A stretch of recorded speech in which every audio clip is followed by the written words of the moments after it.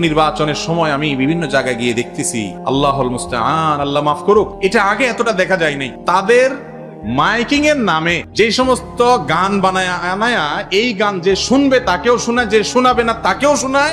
Mic সামনে একটা, পিছে একটা, 10টা 20টা নামায়া শুনাইতেছে। গান শুনবি না মানে গান শুনতে শুনতে মারে ফেলা। যারা এরকম অত্যাচার করে, এটা তো এক রকমের অত্যাচার। ভাই তুমি ভোটে দাঁড়াইছো, তুমি জানাইছো, পোস্টার লাগাইছো, জানছি, আমি তোমাকে বিবেচনা করব, তুমি তোমার ব্যাখ্যা বিশ্লেষণ দাও, তুমি তোমার বক্তব্য বলো, শুনবো। তোমার মাইকের মধ্যে গান লাগাই দিয়া, মিউজিক দিয়া হারাম গান শুনতে আমাকে বাধ্য করছো, এই অধিকার তোমাকে পৃথিবীর কোন সংবিধান দিতে পারে?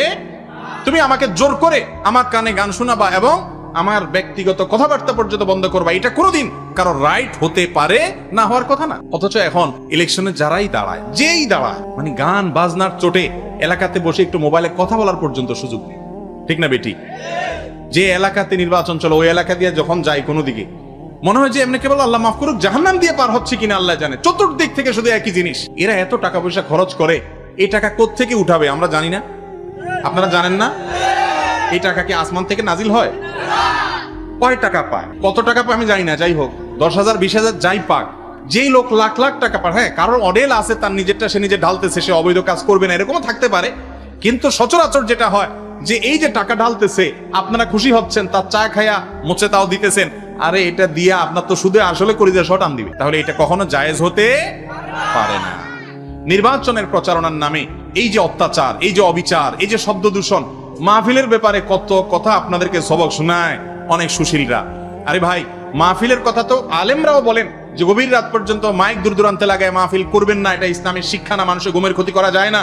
মাহফিল করতে গিয়ে মানুষের ঘুমের ক্ষতি করা যায় আছে?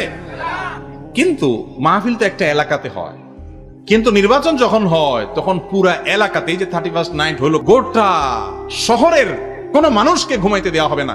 এইভাবে গোটা শহরটাকে আপনার বিকট শব্দ দ্বারা আতঙ্কিত করা, এটা কোন সভ্য সমাজের মানুষের কাজ হতে পারে না। এই জায়গা থেকে আমাদের বেরিয়ে আসা দরকার কি দরকার না? আল্লাহ তাআলা আমাদের মধ্যে সেই চেতনা যেন জাগ্রত হয়, সেই তৌফিক দান করুন। ভাইরা, প্রকাশ হয়তো ভালো বা মন্দ হতে পারে, কিন্তু আমাদের সবাইকে স্বীকার করতে হবে এটা কোনো সিস্টেম, এটা কোনো ভদ্রতা, এটা কোনো ভালো নিয়ম হতে পারে না। এখান থেকে বেরিয়ে আসার জন্য আমাদের সবাইকে উদ্যোগী হতে হবে। আল্লাহ তাআলা আমাদেরকে তৌফিক দান করুন। নির্বাচন প্রার্থীদেরকে রিকোয়েস্ট করবেন যে ভাই, নির্বাচন দাঁড়াইছেন ভালো কথা, এই অত্যাচার করে কানটা ফাটায় ফেলায়েন না, একটু শান্তি মতো বাঁচতে দেন। আসি কি করবেন সেটা তো আগে থেকেই বুঝতেছি, আমি সবার কথা বলছি। অতএব আমাদের প্রার্থীদেরকে আল্লাহ তাআলা হেদায়েত দান করুন।